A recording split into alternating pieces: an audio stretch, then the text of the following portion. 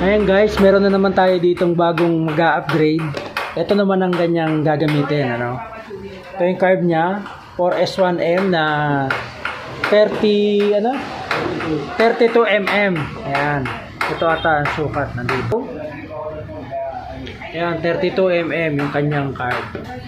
Tapos siyempre, as usual, yung black ni White Hawk na 63.5 mm.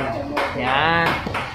So ito yung FSA. Sa FSA pala ikakabit guys, ano? FSA 16. 1PG4, no? 1PG4 yan. Kinakabit na. Maganda to guys, ito. Parang ano to, hindi nalalayo sa Oso yan. Oso din ba? Oso Evo. Asa na yung ano? Oso din ba? KSR. Oh, KSR din. Kumbaga, kapamilya.